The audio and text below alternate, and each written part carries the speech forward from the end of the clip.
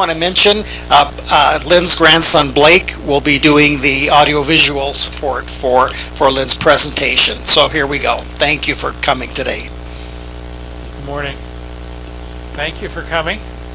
I see we have a few Navy people in the audience here. Good to see you. Who are Navy people? I know John. Anybody else? Tell me about your Navy experience. I was mostly a reservist. I served 8 years. I think that's some active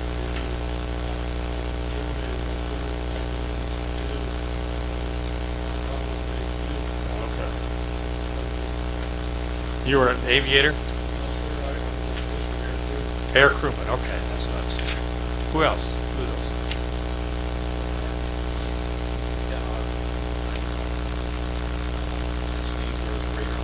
Oh, okay.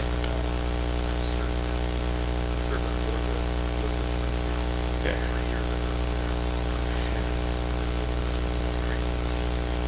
Yeah. I'm going to talk about new radars, the phased array radars. I don't know if you know anything about those or not. Yeah, it's changed a lot. No more sweeping of the radar. Anybody else? Anybody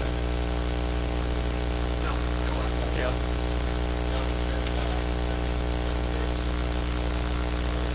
Okay. Oh, yeah. What did you do? Okay. So we'll talk a little bit about these fellows in combat on these two ships and what they did and what they didn't do. These Aegis class ships are way different from the old destroyers. And a couple of things I thought I would do before I started talking is just so people kind of get a picture of some of the causes of the collisions. If you've never been on a ship, the first thing you realize about a ship is, especially if you're responsible for driving the ship or maneuvering it around, you have to understand relative motion. Now, you know, when you're driving your car down Sheridan Boulevard, you can tell basically what direction you're going and how fast you're going, and the other cars approaching you. And the reason you can make those judgments is because you're comparing your speed and direction with the stationary things like trees and buildings that are on the side of the street. When you're at sea, there are no trees, no buildings, just you and the ocean. So when you see another ship, it's very hard to look at that ship and really decide what is it doing in relation to me. It's very deceptive. Now, if you get close enough, you can obviously tell. You know, when I was a young officer, for example, the first time I went aboard on the bridge of a ship, I had never been on a ship before. There was a cranky old bosun mate up there, and I said, you know, bosun, I don't know anything about ships, and I'm trying to learn how to drive one. And he looked at me with a kind of a jaundiced eye, and he said, well, Lieutenant, first let's start with the beginning. The pointy end is the bow. And so that's kind of what you have to remember. If you see the pointy end, it's probably coming towards you.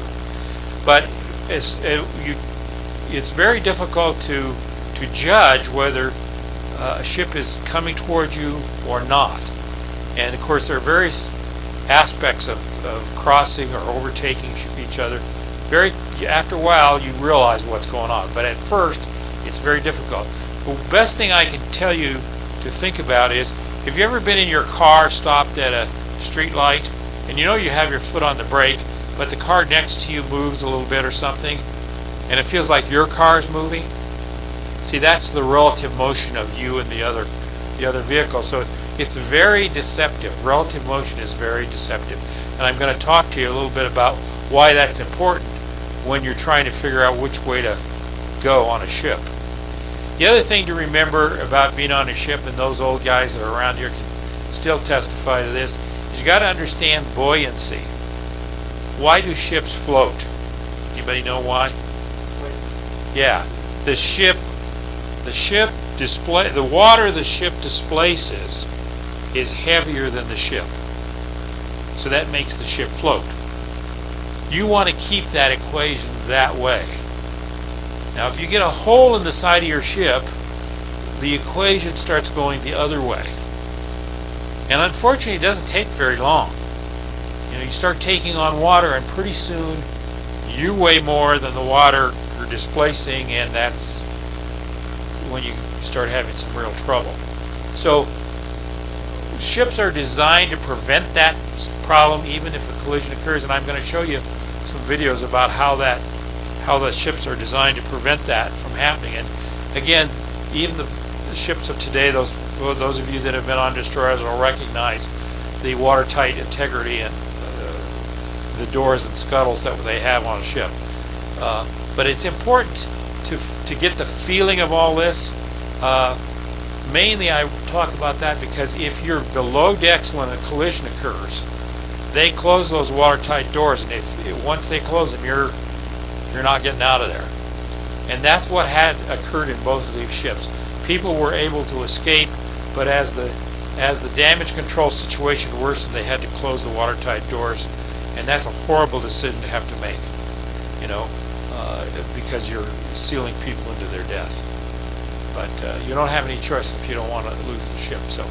But keep those two things in mind, and we'll get started.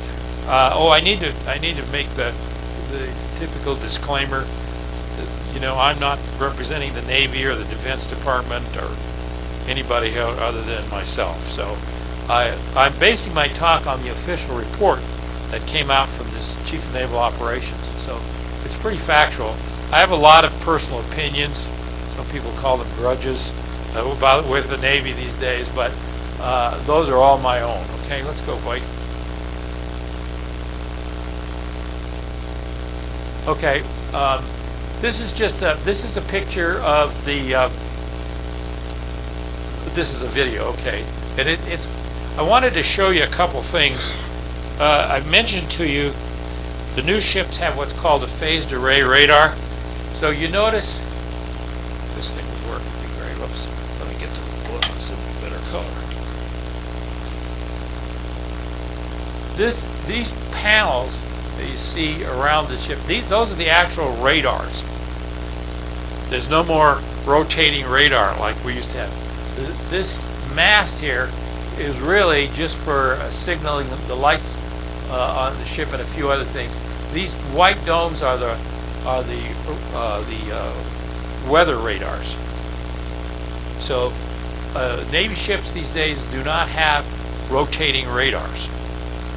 Navy ships have one little tiny gun down here that they don't use very much. The armament of these ships, and we'll show you in a visual, are the missiles. And they're in vertical tubes that are down into the ship. Those are very powerful weapons. And when they attack Syria and those kind of things, they launch those cruise missiles right up out of those tubes. And we'll show you that in a minute. Okay, Blake, I'll hit the play there.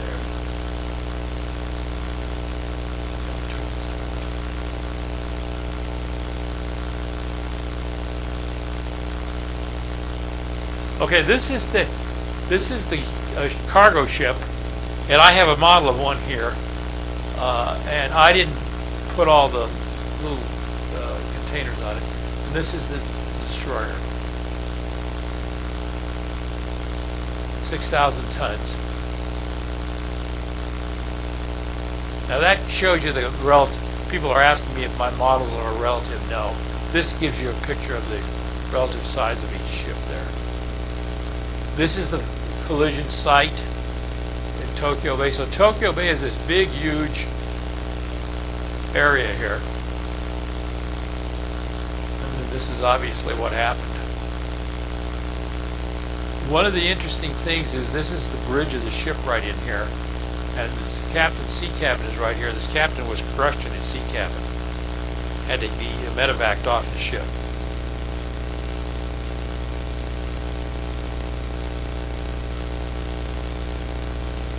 So that's the side. That's what the cargo ship looked like. Not too much damage to the cargo ship, as you can see. And then there's the damage to the destroyer. What you don't see is this big hole that's down here under the ship. And I'll explain that to you in a minute. Now they're towing her back to port there. Notice she has a list on. These again, these radars. These are the people that were killed. Sailors that were killed on the ship. All young guys. And they were drowned in the berthing compartment where they were sleeping. Okay. All right, do you want to do the next one?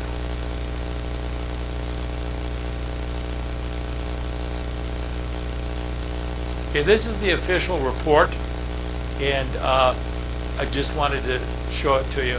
I'm going to read some parts of this, and I may ask Blake to go back to this at some point to show you a couple of things, but you could go online and get this.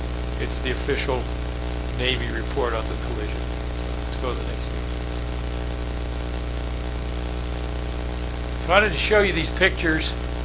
A couple of them I thought you might find interesting. This gives you a good picture of what happens, what really caused all the trouble. Now, you might ask yourself, when you get a hole inside of the ship, how do you get it back to repair it? They have to take it back to Pascagoula, Mississippi, where it was built, from Tokyo Bay or Singapore. That's a long frickin' trip, let me tell you. So, and of course, with a hole in the side of it, it had never gone that far. So they have these big, heavy lift ships. They sink, these go down in the water, and then they put the destroyer on it, and take it, about 60 days later, they're in Pascagoula, Mississippi, fixing it. They don't. They've disbanded the crew. Yeah, because they take it temporarily out of commission. This is going to take a long time to fix. So they take it temporarily out of commission, and then again. What I wanted to show this picture for was, and I'll show you on the model here. This right here, this bulbous bow on the merchant ship. They all have these bulbous bows, and that's what makes this big hole in the side of the ship. That's what ruins your whole day right there, because that bulbous bow goes in under the water. You don't normally see, this ship is unloaded, so she's riding high there. You don't normally see this. When it's loaded, it's down, so you don't see that. And that bulbous bow is what does the real damage. Yes. It just stabilizes the ship. These ships have, like the ship that hit the Crystal here, had 1,000 containers on it. So you want to get it down, and you don't want to be rocking and rolling too much, because you might lose one of those containers. I once had a job where I would go out and meet merchant ships as they were coming in to brief them on what their responsibilities were in case of war. And went on a pier one time, and there's a bunch of guys there from the owners of the ship, and they were all in a hubbub, and I eased up to one guy, and I said, "What's all the excitement about it?" They said, "Oh, we're here to relieve the captain."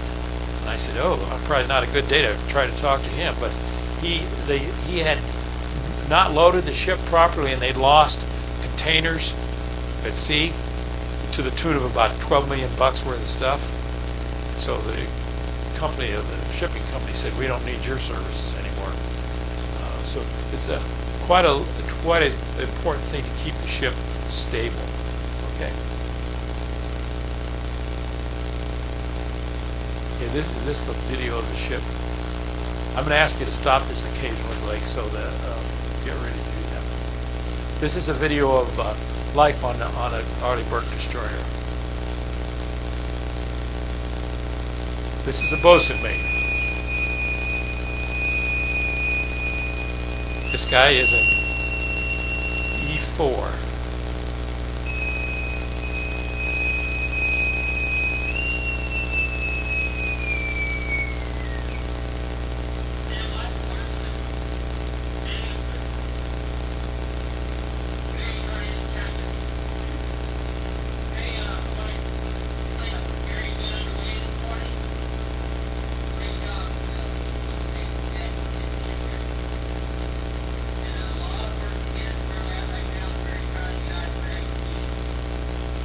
Okay, this. Can you stop this?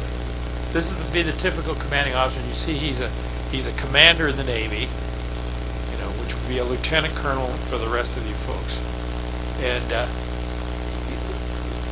his title is commander, but people would call him captain because he's the captain of the ship. So these guys are typical, maybe 10 or 15 years into service, and they qualify for these jobs. Trouble has been the Navy has an awful time getting these people qualified properly. And there are a lot of reasons for that, not the least of which is we have too few ships for people to get enough sea time so that they can really be qualified to make these critical judgments and make sure they don't get into these bad situations. Okay?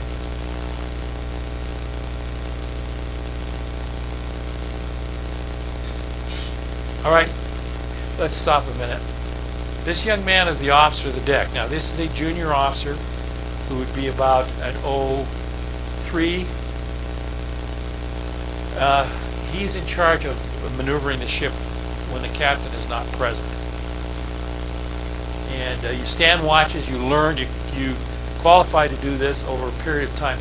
Normally, the way you qualify to do this is you go to school in Newport, Rhode Island for a little while, then you go out to a ship, and in about 18 months, they officially qualify you as a surface warfare officer. That's what I was in the Navy. And if you see my picture there, I got that little gold thing above the decorations. That means I'm qualified as a surface warfare officer. I wanted to show you this gizmo here. This is a gyro repeater. So this is every ship has a gyro compass on it, and it gives you true bearings. You look through the optical device here, and you look out and see a ship or contact, and you can tell what the true bearing of that contact is. And I'll explain to you why that's important in a little bit. Go ahead.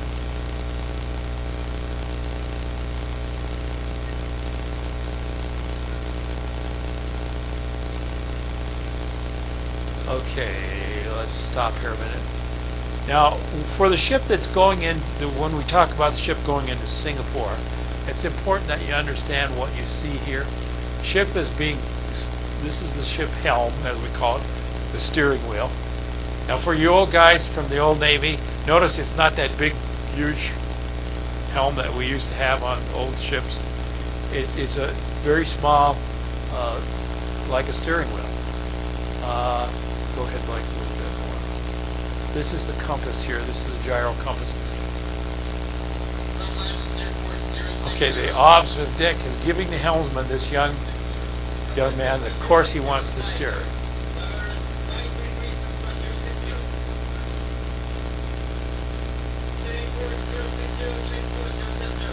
So now what is happening here is he's trying to steady up on 060. Ships don't just come around to the course. These guys are really important, these helmsmen, these young enlisted guys, because they learn how to do this without missing the head too much. So he's having to come back around. He went to 070 and went past 060, so now he's coming back to 060. And this is steering a ship. What I want to show you is difficult. Why is this difficult? Wind is pushing you, currents are pushing you, strange things are happening that you aren't aware of. We like bells in the Navy. We ring a lot of bells. This tells you what time it is. That's what he's doing there. So this goes out throughout the whole ship.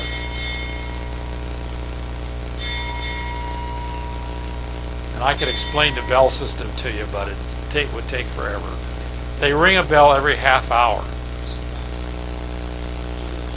Okay, now we're down in combat for the old radar men and the old guy. Okay, so stop there, Mike.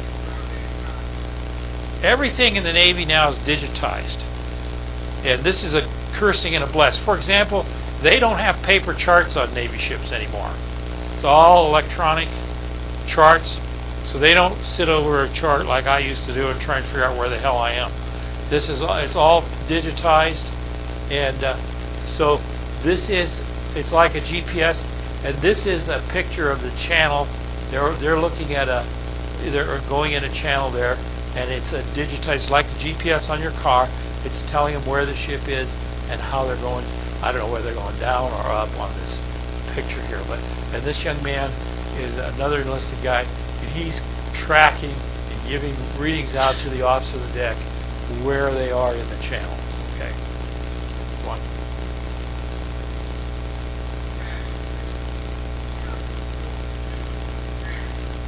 Now he's got a contact here, and he's reporting that contact. This would be the combat information officer, the CIC officer. He's tracking everything, air, sea, and under the sea, giving that information to the officer of the deck. And again, this is a whole different area. This is not the bridge of the ship. These people cannot see outside the ship. They're in a compartment inside. All electronic gear.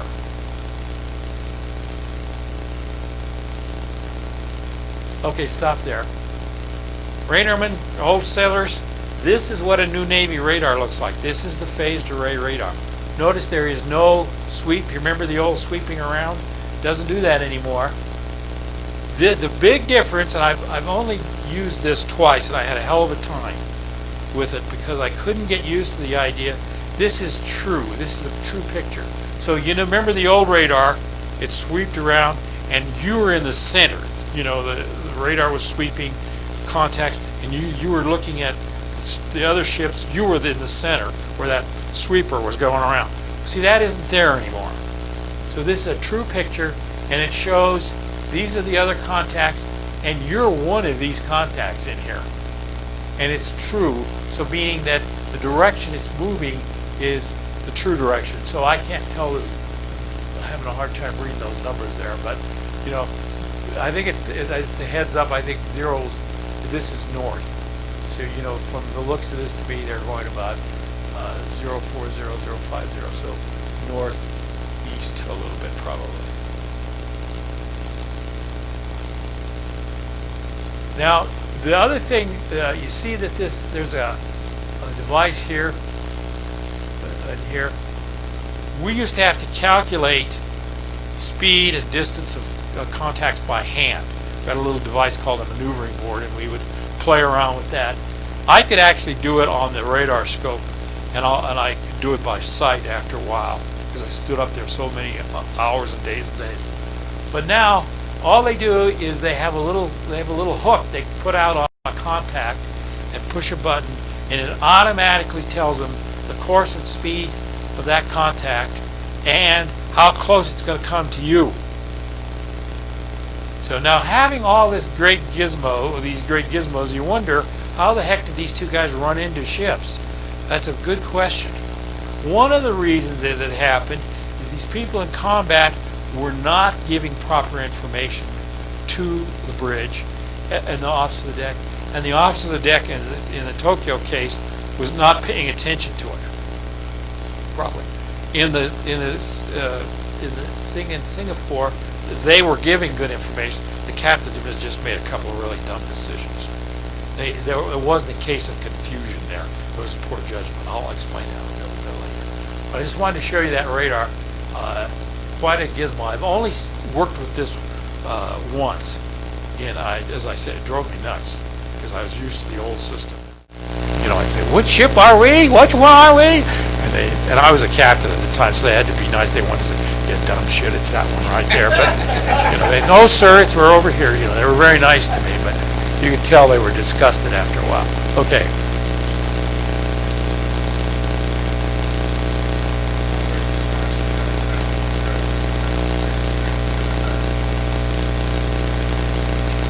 Now, these are all the functions. They can push those buttons and it'll tell them the distance, course, and speed.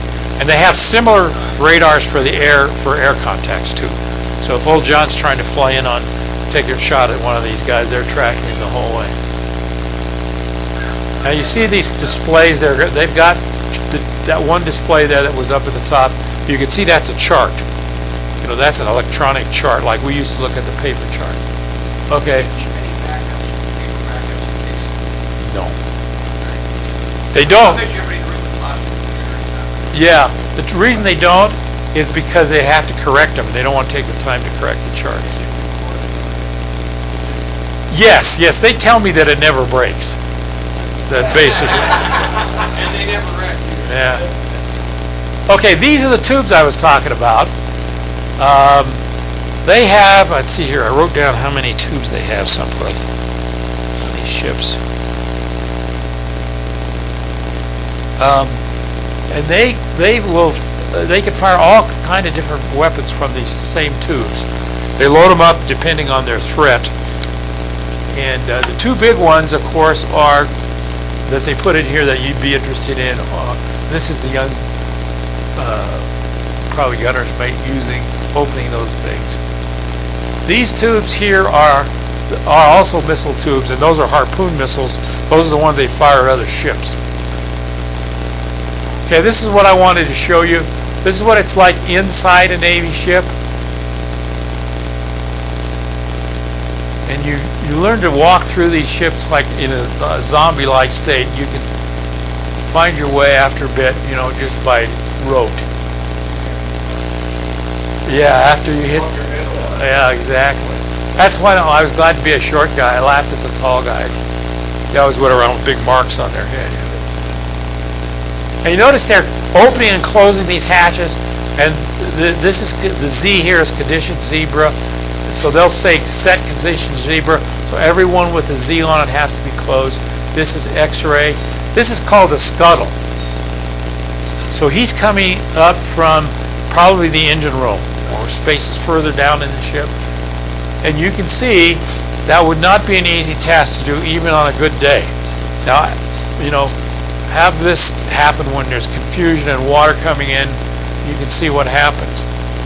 And like I said, at a certain point they're going to forbid the opening and closing of these hatches and scuttles because there's water all down in here, and you don't want that. That's the reason they have them, just to keep the water isolated. The ladders that he's going down are vertical ladders. It's really hard to get up and down. Old guys like me wouldn't have a chance anymore.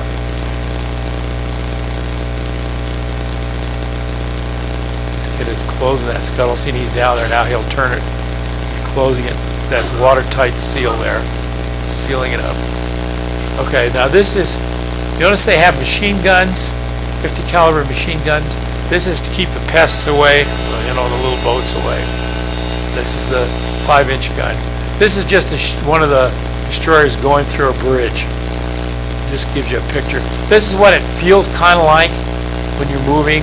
And notice, at first you don't even think you're moving, right? If you first look at this, but you notice if you notice the bridge, you're coming closer and closer. Okay, we're done with that one.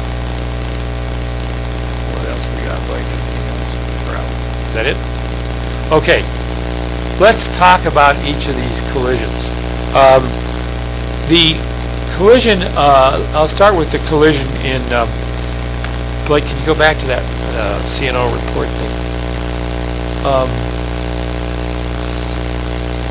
Just keep paging. Keep going. Keep going. Whoop, go back. Whoop, back up. Which one is this? This is. Okay, this is Tokyo Bay. All right. So let's talk about the Tokyo Bay guy first. The Fitzgerald is home ported in Tokyo Bay at Yokosuka, and you would think, your home port, you kind of know what's going on there. These people were blithely ignorant of the conditions of their own home port. And it's just amazing to me, some of the things that I read here.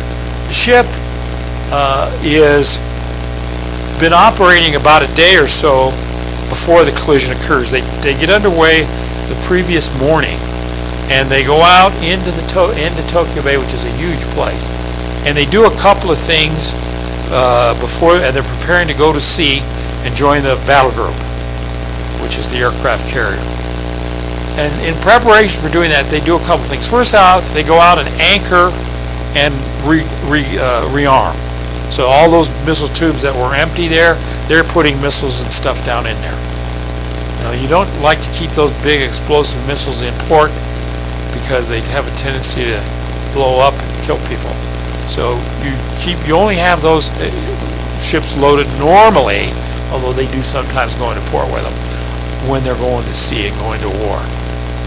Okay, so they spend some time. They anchor out, and they bring these big things out on ammo barges with cranes on them, and then put them on. It's a pain in the butt. First of all, you have to make sure you're not drifting. Just because you put your anchor down on a ship doesn't mean it stays there. And the ship is swinging around on the anchor. Believe me, it's a pain in the neck.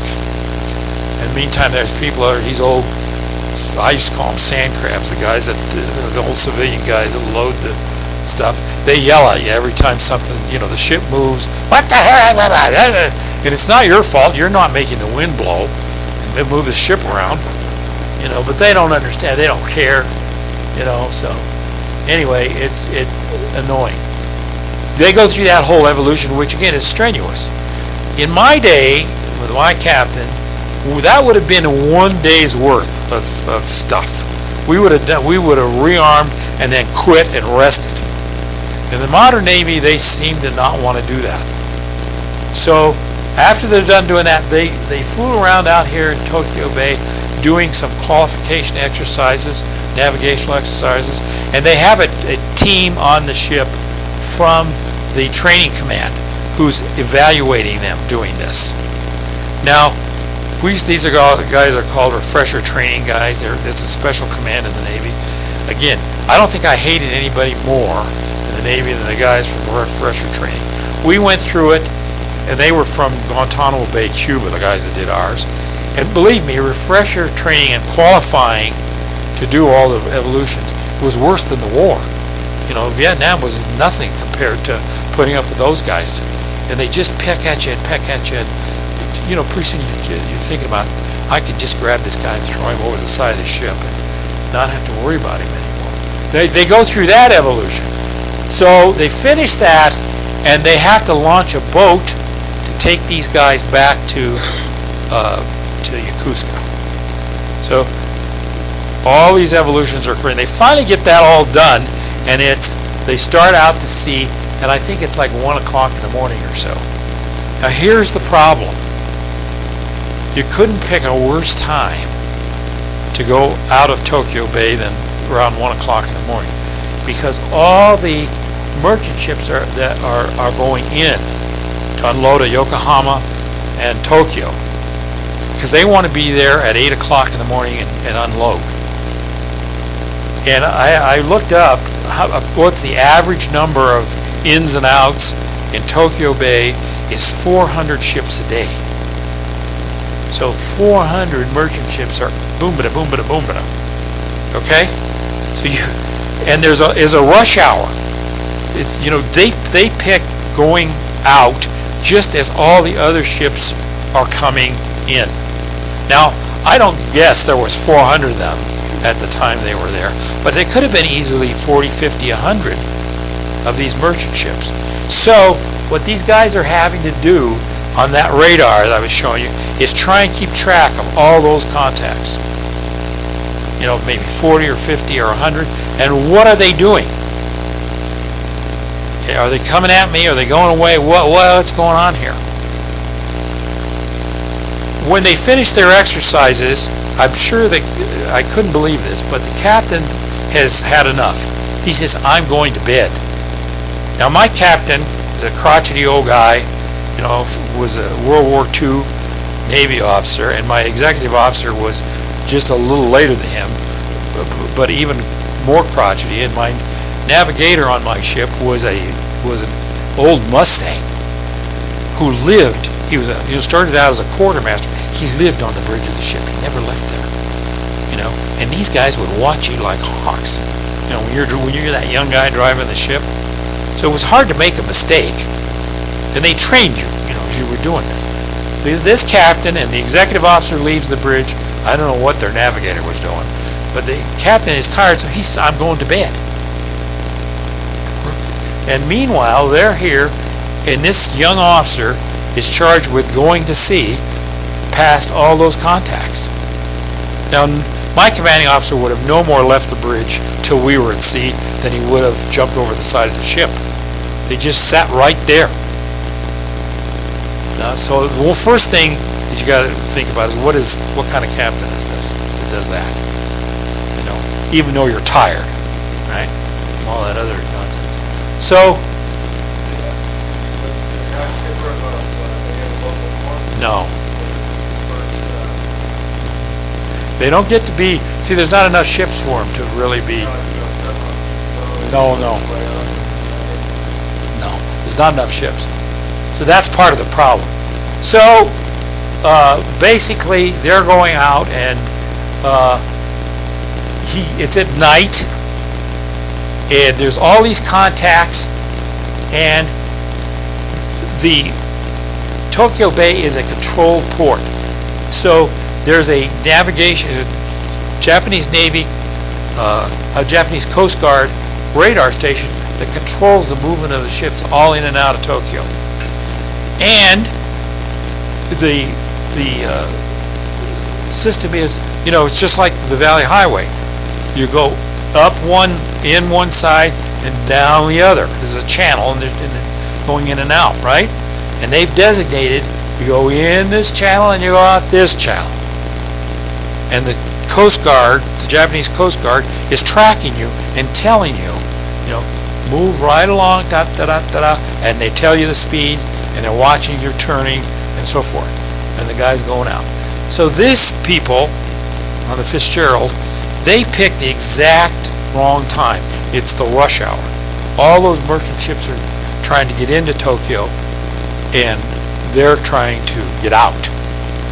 And at some point, they decide they are the merchant ship is kind of on a northerly course going in, and they I don't know where they are exactly, but they are on an easterly course. So they're crossing the merchant ship's track, right? And they don't realize they're crossing the Valley Highway. They don't realize they're going across all these ships coming in. So they quickly lose the picture. They can't figure out what's going on, and the combat guys down in combat are giving them readings. The biggest thing that happens that causes this collision is the officer of the deck is tracking the wrong ship. People in combat are giving him information on this contact, and he thinks he's looking at that information, but he's looking at the wrong ship. So he thinks the ship is opening, moving away from him, and it is not. And he doesn't realize that until it's too late. Now you might want to say, how the heck could he not see the ship, right? Okay, I'm going to do a little demonstration. He doesn't, at night you don't see the ship. It's dark. You see lights, okay. Come here, Blake, I got to have your help now. So, let's see, Blake.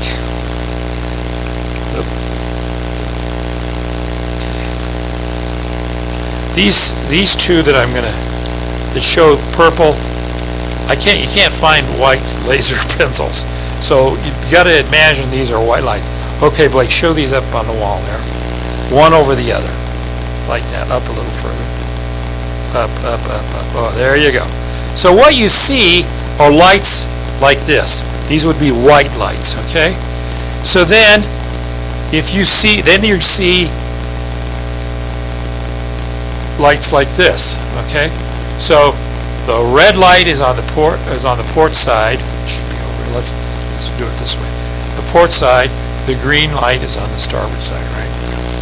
So if you saw this, move this up, Blake.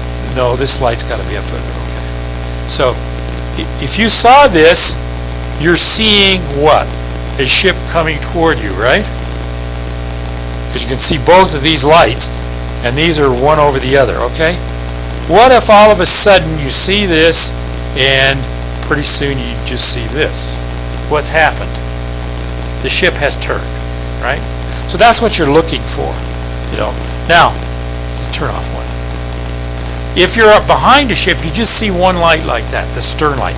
And you know it's the stern light because it's low to the water. These lights here are up on the mast. They're up here. Stern light is here. So, I'm showing you that this is what you see, or this is what you're looking for. This is not what you see. In Tokyo Bay, first thing you're going to figure out is, okay, Blake, that's good. The first thing you're going to figure out is the contact not only has those running lights, but a lot of times, especially if they're going into port, they have floodlights, all kinds of lights on there. So you're having a hell of a time trying to see, the red light or the green light, and it's not very bright, especially when it's far off. So that's what he's looking for, okay? Unfortunately for him, he's tracking the wrong ship. So what happens is he's trying to go across the Valley Highway, and he misses. He doesn't realize, like I said, and this is the part I just can't fathom. How can you not know your home port? How can you? It says right in the CNO report, they were unaware of the controlled traffic pattern situation. They didn't have any idea about that. So he's probably wondering, where the hell are all these contacts coming from? Well, you're trying to go across the Valley Highway. So he is trying to go out, and the other ship is trying to go in. And at some point, he gets like this with the merchant ship. The merchant ship is going. So he's trying to go across like this, but he's seen all. This isn't the only contact he hits. He has near misses with others. So at some point he gets like this, and again he thinks this ship is going this way. Unfortunately for him, boom, it's doing this. So that's what happens. These big merchant ships are extremely hard to maneuver. They only have one rudder and one propeller. So it doesn't go, it goes forever and ever it turns. The merchant ship never changes course before the collision. Which he shouldn't have. Under the rules of the road, he was the privileged vessel, and he should have just kept going. Now, yeah, well, he said he did. The interesting thing, after the collision, nobody calls the Coast Guard for an hour. Now, I think what was going on there is the merchant captain probably thinks the Navy guy will call the Coast Guard right away. The Navy ship loses communications because where it hits, it destroys the communications center. So they have no communications. This guy, as all merchant captains will do, he's not going to call anybody but one person. Who's he going to call? He's going to call the owner and say, "Hey, we just had a little mishap. And what should I do?" And he'll do whatever they tell him to do.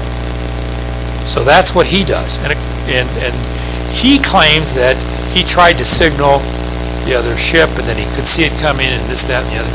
The thing that's interesting about this ship is, when it hits the Navy ship, it goes off course a little bit.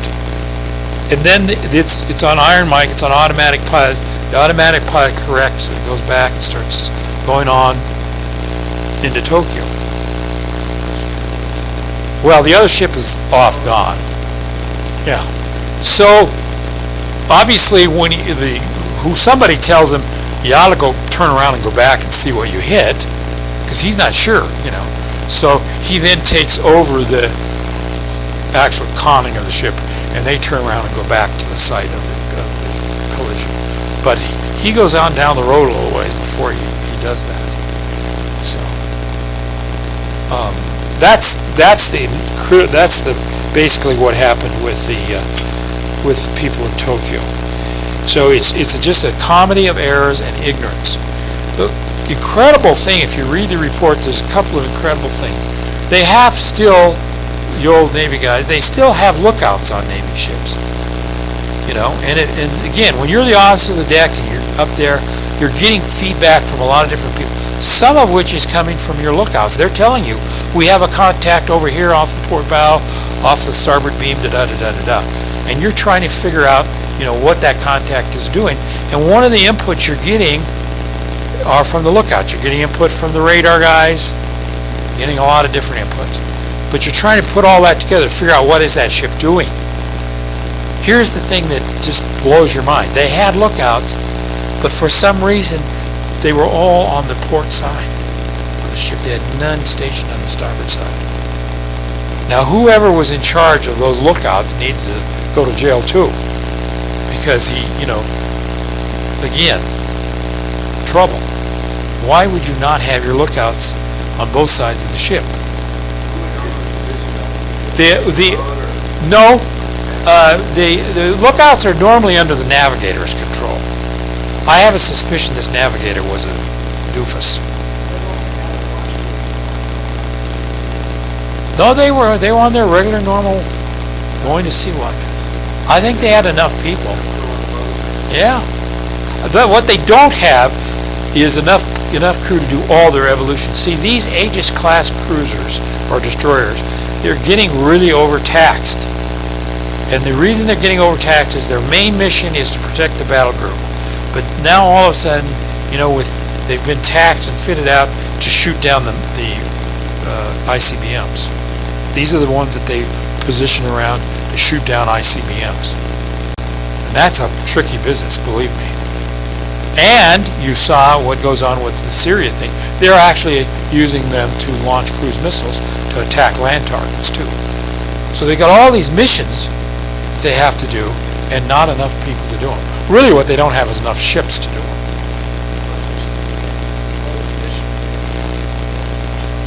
Oh, yeah, exactly. It is, believe me, meticulous training. Okay, let's talk about the one in Singapore. Straight.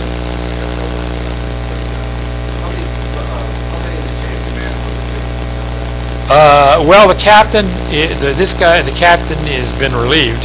He's got a severe brain injury. He was in his cabin when that collision occurred, and he was pinned in the cabin, kind of hanging over the side of the ship in his rack when the collision occurred. And they had to go in and rescue him. And they brought him back and laid him down on the bridge, and he was not compos mentis. He didn't know what was going on, and he has a severe brain injury right now. So he's recuperating, but he's up for court-martial. They're going to court-martial him for negligent homicide, which is really something. So you ask who got... Well, it really went high. The 7th Fleet is the 3-star admiral in charge of all the people in Japan. He got relieved.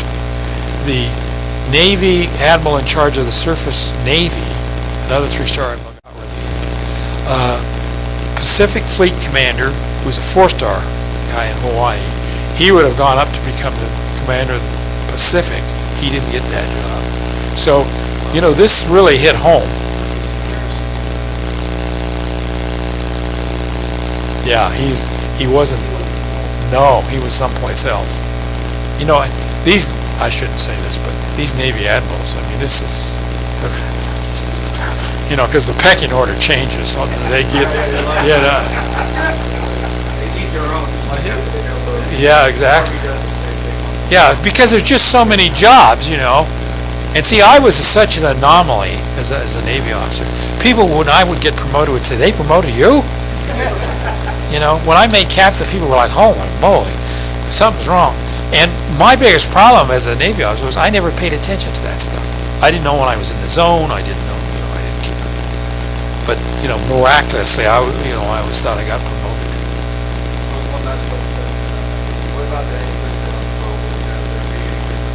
Yeah, there were some. Well, yeah, there were some. Yeah, some of them did. And some, some of them that were not paying attention to their watch stations. You saw those kids, the E2s, E3s, E4s, and especially E4s and E5s are the key to your happiness on a ship or anywhere. These are the people that you got to get on your side. You got to make sure they're well trained. You got to make sure they're dedicated doing their job. Because if they don't do their job, you're screwed. That's just as simple as that. And I don't think the modern Navy pays enough attention to that. And they don't develop these teams, and they don't get the esprit de corps going, and people are exhausted. It's just ridiculous. Yeah.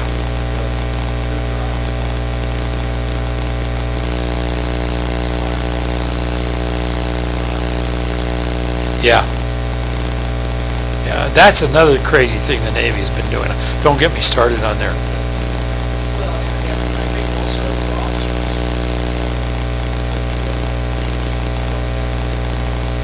Yeah, that's the big problem. Yeah, they don't know what they're doing, basically. Okay, so the Singapore guy is going in. I don't know if any of you have ever been to Singapore, but you know, if you look at the maps and the charts over there, there's an easy way to go from the Western Pacific into the Indian Ocean, and that's through the Straits of Malacca. Cuts off a lot of your time other than going out and around. So that's another traffic place where you have hundreds and hundreds of merchant ships. They're all trying to go through the Straits of Malacca. They're going into the Indian Ocean or coming out of the Indian Ocean from and going to Japan or even the United States. And it's a huge. You know, I used to have nightmares about conning my ship through the Straits of Malacca. You know, it's just. You know, and it's just too many contacts. Yes, I took it through there. Well, when you notice I was the preposition squadron commander.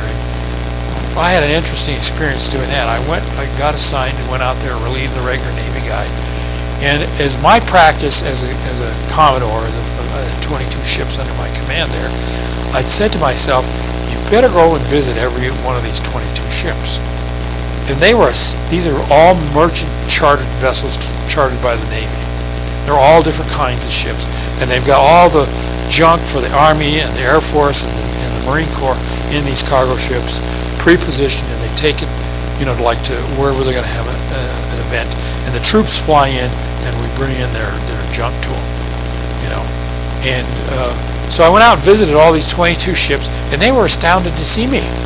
That was a chore because they're anchored out. I have to get in a boat, chug out, climb up a big ladder, you know.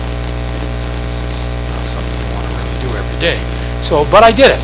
And all the masters of the ships, these are civilian masters who've been sailing forever. You know, and they're like, boy, we're glad to see you. And I said, doesn't the regular Navy guy come out here? And they would always go, no, that son of a bitch never comes here.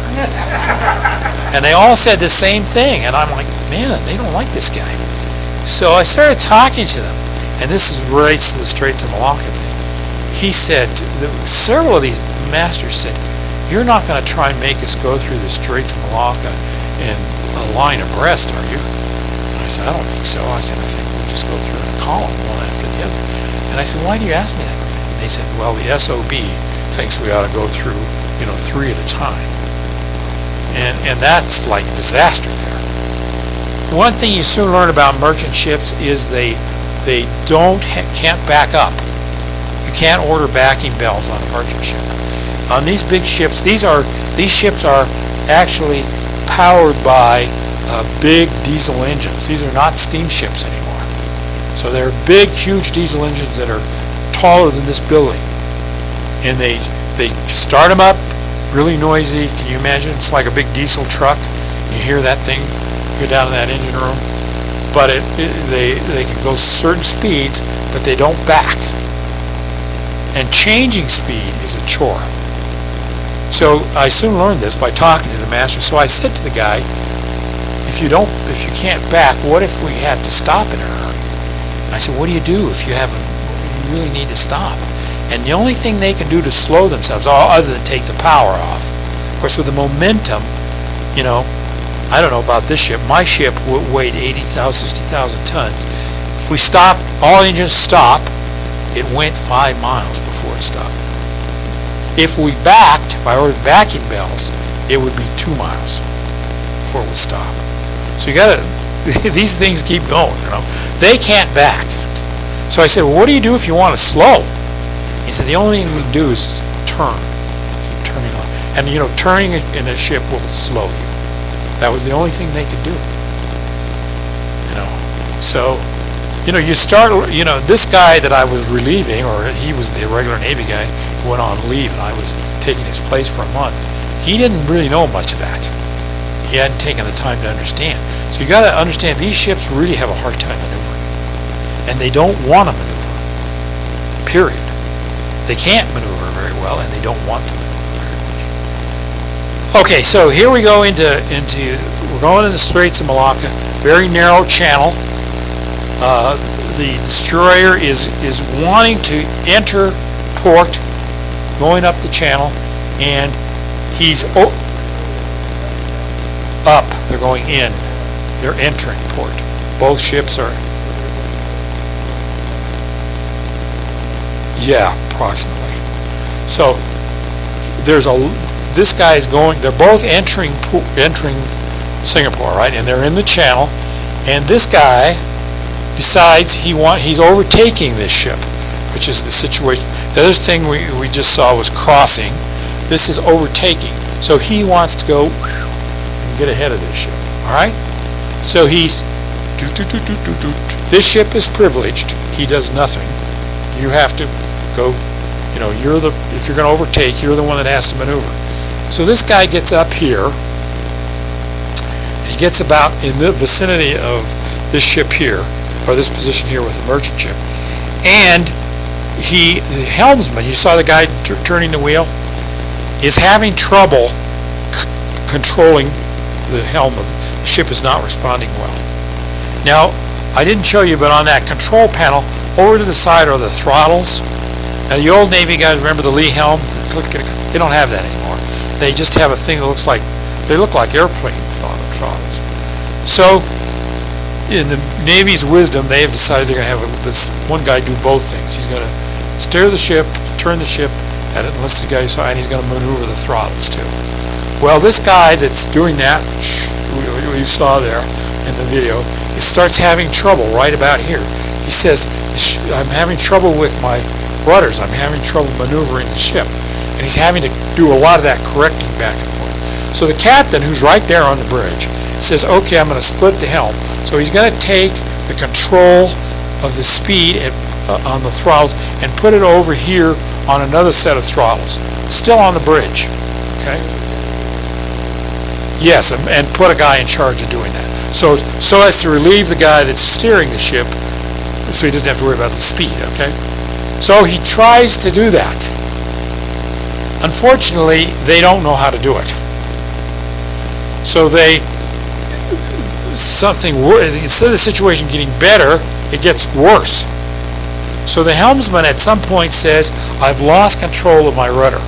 So in other words, he's turning the wheel, but the ship is not responding, which is what we call a steering casualty on the ship, right? It can happen. So the captain thinks he's having a steering casualty. Well, what's happened is the two control panels have he's only split it about half and half. So the rudder is not working properly anymore. But it's not that the rudder he's lost the rudder.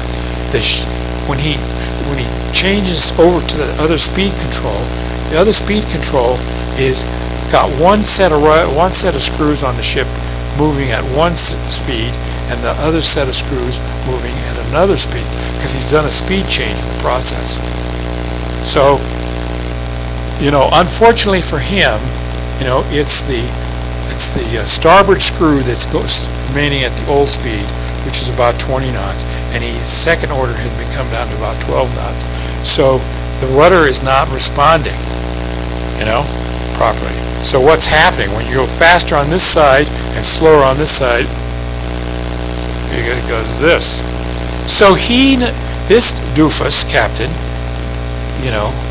he realizes there's a problem, but against Navy policy and against the advice of his executive officer and other people, as he's going into port, he has failed to station the sea detail. The sea detail is the stations you man up on the ship when you're entering port. He has this goofy idea that he's going to give his sailors a little extra rack time and not make them all go to sea detail. So he with good intentions, he's trying to go in as fast as he can. That's the reason he's trying to go around this ship to get in there and give him a little extra liberty time in Singapore. So when he's having all this steering problem, and he thinks he's lost steering, he orders shift to after steering or emergency steering. One slight problem. Since he hasn't set sea detail, there's nobody in after steering. And he has forgotten that. And so in the investigation report, they talked to the kids. One kid that's supposed to be the guy in after steering, and he said, I was in the chow line when that happened. So that's kind of, you get the picture. Things are not as they should be in Uncle Sam's Navy. I think I'll stop now. I think I'd like to have any questions or statements. Yes, sir.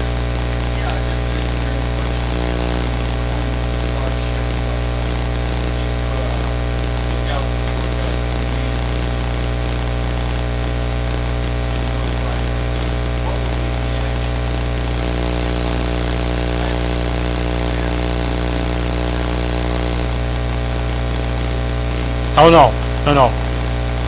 If you knew in time,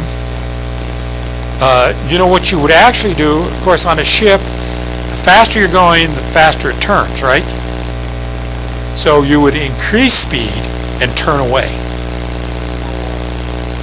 Yes.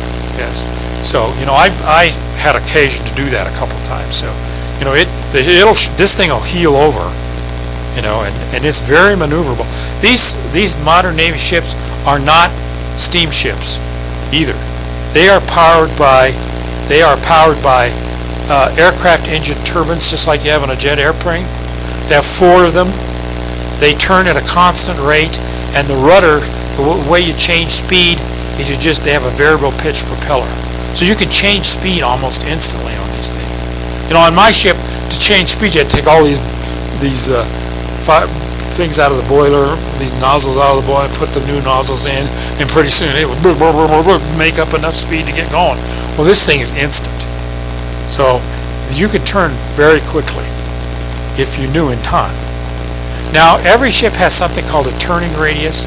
So even if you put on a lot of rudder, there's a minimum distance that it takes to turn the ship. On our ship, it was 1,500 yards. So as our captain used to say, decide what you're going to do before you get to 1,500 yards of another ship, because after that you're not deciding whether you're going to hit them or not. You're just deciding where you're going to hit them. So you got to think ahead, but you could avoid a collision. You could also do emergency backing. Navy ships can do emergency backing. Just stop.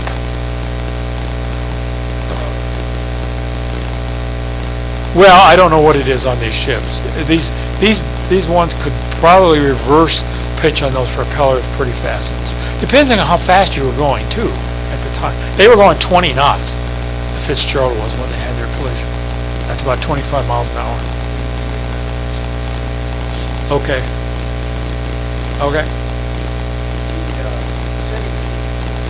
Yes. Well, I didn't think so. Setting the sea detail is a Navy requirement. As far as I know, we never went in port when I was driving a ship with that. I was the sea detail OD, so I did that a lot. And we would meet a week in advance, every day. We would study the port. We would talk about the currents. All these ports are very different. You got to know what's going on. You don't just drive in there. These guys just drove through.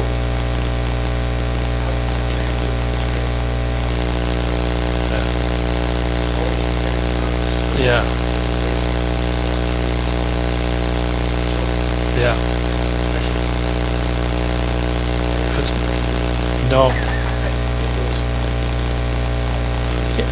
Yeah. The big thing about going in the Straits of Malacca or any of these places, you have to stay in the channel. You can't just.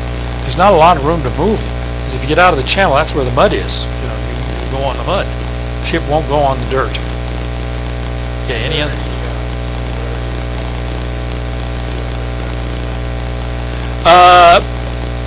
Well, the Evans, got chopped in half by an aircraft carrier, Australian aircraft carrier, and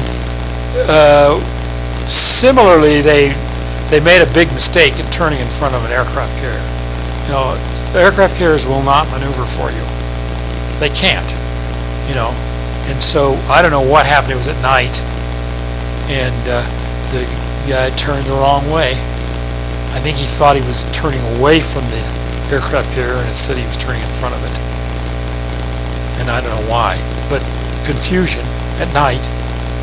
Believe me, this keeping track of what's going on a ship's bridge at night takes a lot of practice. And you don't do stupid stuff like go in the middle and try and go out of Tokyo Guam at the worst rush hour time and no planning. I wonder why all these ships are coming at you. Why are we having so many contacts? And the guy never called the captain of the bridge, by the way. These contacts were coming within a few hundred yards. There were 2 other near misses on that same time. That same time he got into the collision, within 500 yards. And again, we had to call the captain of the bridge anytime they were within 2,000 yards of the ship. So.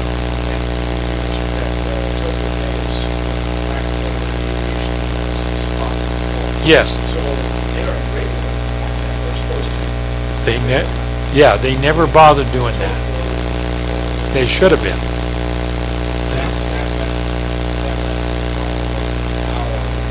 Yeah. The civilian authorities had no idea they were even there. Now you got to remember, this is easy to happen because these ships are designed not to be detected, right? So these ships are all these curves that they have on them, this little small mast rather than the big one. The whole thing is designed to not present a big picture on the radar. Now there is a system that the Navy had on this ship, but they were not using. It's like IFF on a airplane, when they can squawk ID to this control center. The Navy, as a matter of policy, has not used that. They are now using it. Yeah.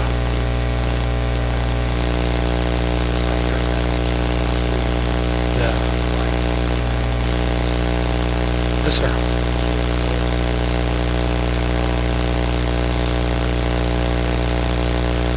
Oh, I'm sure they do. Oh, they might be more likely they're breathing a sigh of relief because these Aegis ships. You saw what they could do in Syria. They can fly one of those cruise missiles into this room. They are deadly. And the cruise missiles can be launched from submarines. So when you hear Mr. Putin say, "Well, get those. They launched something. We're going to get them." I don't think so, Mr. Putin. You don't. Their ASW, they're tracking our submarines is terrible right now. We know that. And if we wanted to attack a country, pick one. You would launch. The Navy would launch all these cruise missiles and wipe out their command and control and their communications. In the middle of the night, it's all stealth operations. They would never know what hit them. The Air Force is even more sneaky. The Air Force has all those stealth bombers and long standoff missiles that are designed to attack radar sites, communication sites. They follow the beam. And we would decapitate China or Russia or any of those people.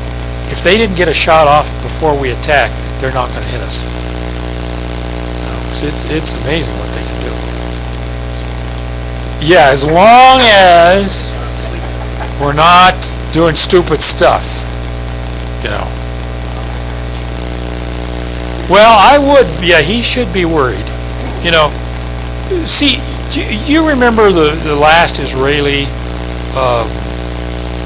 war where those Palestinians were attacking Israel? If you go back, read what happened there. These Palestinians thought, we're going to launch all these rockets into Israel and just defeat Israel. We're going to get them.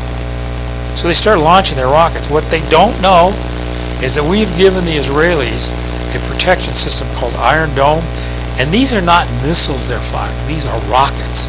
Okay, just little hop, skip, and jump rockets. This Iron Dome thing shoots down all these rockets. Then the Israelis give them a little lesson in psychological warfare. They start using the Hellfire missiles on their honchos. And it soon dawns on these guys, these Hezbollah guys, they're driving down the road in their car one day, and one of these Hellfire missiles comes out of the sky and blows them to smithereens as they're driving to King Soopers or wherever they were going, or it hits their house, And what is the Hezbollah guy think? Those dang Jews know where I live. They know my car. And we would create that same psychological fear. We could kill the president of Syria if we wanted to. We know where he lives. We could kill Kim Jong-un if we wanted to. We know where he lives. And they would hit all his main residence and all his side residences and everything. They'd never know what hit him. In the war over in Afghanistan and especially in Iraq and Iran over there, we were fighting in Iraq. The missiles that the Army had, the anti-tank missiles and the cruise missiles from the Air Force, were so effective. They were so effective, it created such psychological fear in the armies of the Iran that when the drone came over, it was doing the scouting to call in the missile, the guys would run out of the tanks and surrender to the drone. They put their hands up. And actually, so that's what you see. That's what you want to create, and that's what we have with those ships too. They're very, they would, we don't want to do that because the problem with it is doing those, being real aggressive like that. You'd only have to miss one, nuclear intercontinental ballistic missile, which they would launch and wipe out New York City. It would just take one. Can't be 100% effective even with our weapon systems. Wipe out Los Angeles, something like that. So it's not worth a try. Although it'd be fun to see what would happen. Being the old aggressive little devil that I am, I would guess. Yeah, it's a big mistake. Bigger mistake. We make a bigger mistake. They start off with this thing. And it's way over budget, billions and billions. It's a really sophisticated ship. And it has about twice as many of those tubes as this thing does.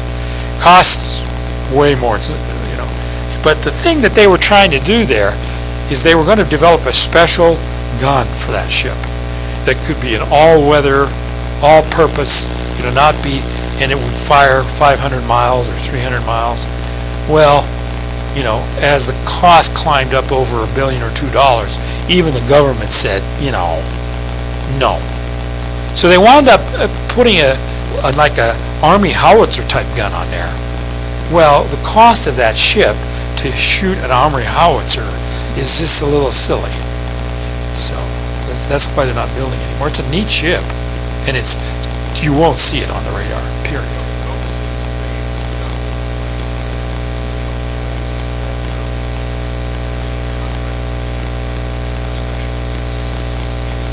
Oh, yes.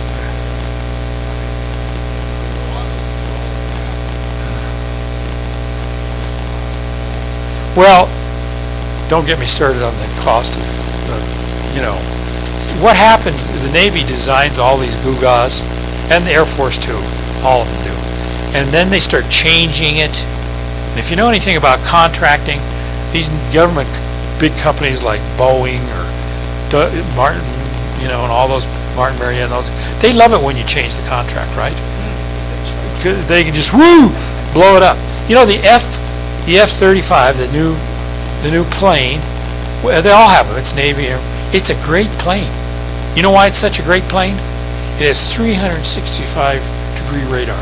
So dogfighting is out. John, sorry, no more dogfighting. So you don't have to get behind your target anymore. You can fire. It has big long-range radar and long-range missiles. So if that thing is out there and you're little Ivan out here, he sees you way before you see him, and he's launched that missile, that air-to-air missile, and you just have a bad day and never see what happened to you. Yeah, they keep saying that. Okay.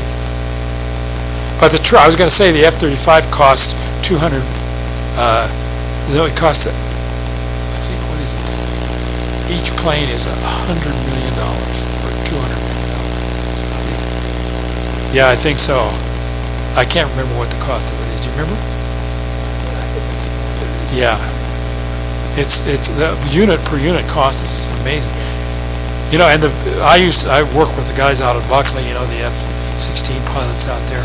They're all worried because the Air Force is going to take those planes away. And they're going to try and replace them with F-35s. Well, I just don't think the government is going to send 6 of those $100 millions airplanes to Colorado to sit on the wrong. Maybe.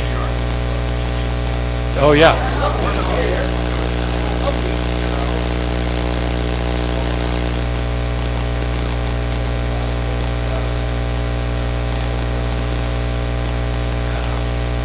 Not glamorous enough for them. Yeah. Okay.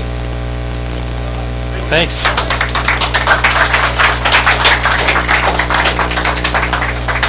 So before we actually conclude, I want to thank Lynn and thank Blake for his help. Lynn here is a Museum Challenge coin. Oh, thank you for doing your presentation. Thank you very much. Thanks. Okay. Got it? All right. Stick around. As Dave said earlier, for those of you who haven't seen the lower level, if you want to do that, take time to do that. If you have any last minute questions for Lynn after we're all done, stick around. Let's do that. And thanks again for coming. There's two other things. One, to sign in.